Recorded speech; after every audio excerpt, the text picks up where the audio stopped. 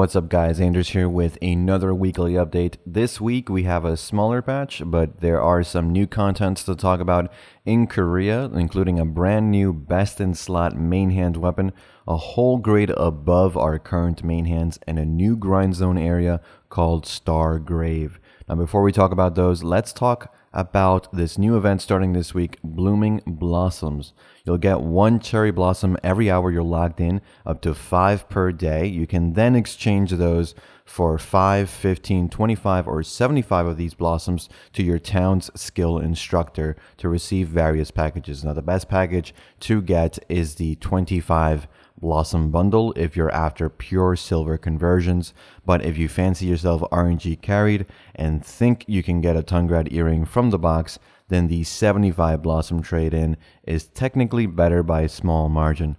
I'm valuing the black magic crystals are about 25 million silver, which is average, so you can still get lucky on those and get a Viper and make even more than the price I've calculated. Now all these prices are NA prices, so EU prices may vary slightly, just keep that in mind.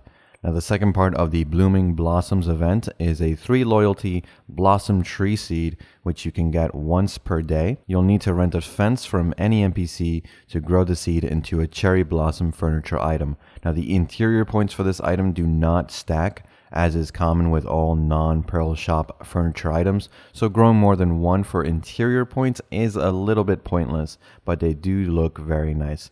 Now this week we'll be starting the earring part of the Try Accessory event, so make sure you do the login at least once a day to get the seal for the day. You don't need to run daily quests every day. You can pile all 6 of them into the last day and then run them all at once, but make sure to ask for a party or platoon when you're at a grind spot to make things go faster. You'd be surprised how many people still don't know you can platoon up for the quest credit, and instead of flagging up for people for no reason. It just makes no sense. It makes it easier for everyone. The earring you get this week is the Narc, not as exciting and not exactly the most sought after, but still pretty decent if you manage to get a try and then maybe make a TED attempt on it.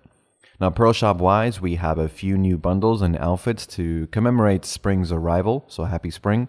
The outfits are pretty ugly in my opinion, but it can't hurt to get them from the NA Central Marketplace if you want to collect them all for your specific character. The 3 for 2 outfit bundle is actually really good if you want to collect them all for your character and you don't have some costumes for your main character, main life skill, or maybe you can get the Processing, Shark, and Alchemy outfits for the price of 2, which is decent. And you can also get a ghillie if you're missing that as well, which is good value. Now everything else is meh, but make sure to use your travel aid category coupons for the 3rd anniversary webpage event on the costume bundle to save some even more money. There is one last event I almost forgot to mention, the Bake a Cake event, which you can bake a cake, a cupcake, or a cookie in real life and submit a picture and recipe on the forums to officially enter a chance to win a cooking outfit in-game, a 15-day value pack, a cooking experience transfer coupon, some life experience scrolls, a real-life BDO calendar, and a BDO-themed shirt. Now, if only they would add those plushies, I might actually do this, but I'm a terrible baker regardless. Any and all screenshots you use to submit your cake will become property of Cacao Games Europe, so keep that in mind. Everything you make will not be yours by the time of submission. Now, I'm going to have a link to the patch notes and forum post in the description of this video, so if you're actually interested in doing this Bake a Cake event, you'll just follow that link and you'll get set up that way. Now, as far as in-game changes, we got the Node War change I spoke about last week. T1s are now split into 3 difficulties with AP and DP caps for each.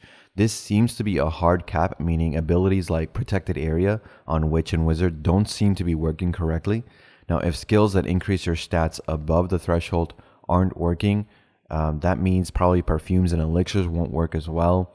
They've also fixed the disappearing items and silver issue on the Central Marketplace. Also now get a Buy on the Pearl Shop button next to the pearl items you're trying to buy on the Central Marketplace. You know, in case you didn't know, you could spend real life money to get those costumes. Now you know, with that big ass icon A little desperate from Perlibis, but that's what it is. One major change is the AP bracket scaling fix, which a few people pointed out was broken since the addition of the free AP and DP from the logs. They've now supposedly fixed it, so that should be working properly now. And you can now choose to receive silver into your inventory rather than the town storage when you sell items worth over a certain amount. So that means if you have a bunch of trash loot and you'd sell it to an NPC, the money would be put into your storage rather than your person because it was over a certain amount. Now it will be on your person if you choose to. The quest icon change came through for us as well. So overall, we're getting the Global Labs test server changes at a decent pace.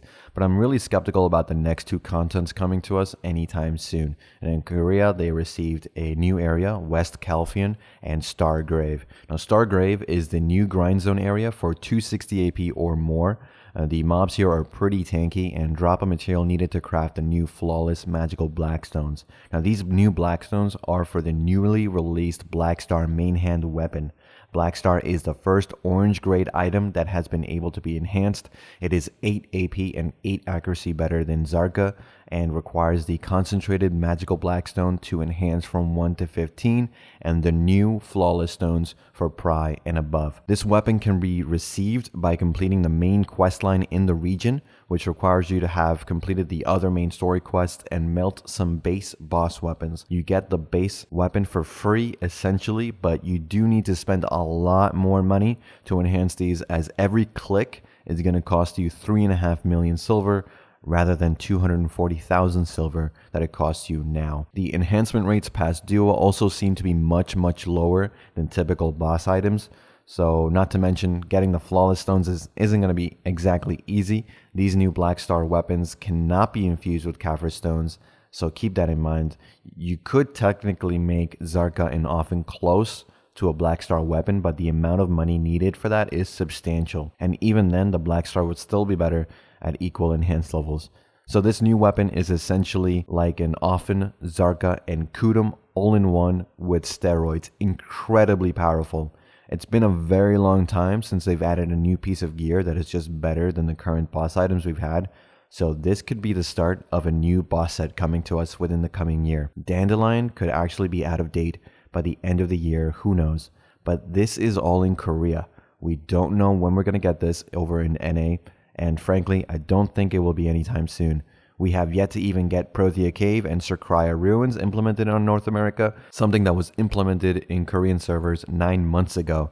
So we shall see in the coming weeks if we're actually going to get this content before those underwater dungeons, or maybe we'll just see it after the new region, or maybe in early next year. We'll see. There is another mode that has been implemented called Nation's War, which has the potential to change the way we fight sieges from now on, and the addition of NPC hero characters and NPC soldiers into the mix. I tried to test it out on the test server, but that didn't pan out, so hopefully we learn about this mode once it gets fleshed out in Korea. Now, speaking of things Korea has and we may never get, Mastery life skills. Where the hell are they? They have done 0 reworks or changes to them in the global labs, and we've heard nothing on Kakao's end about players getting the Mastery life skill changes anytime soon.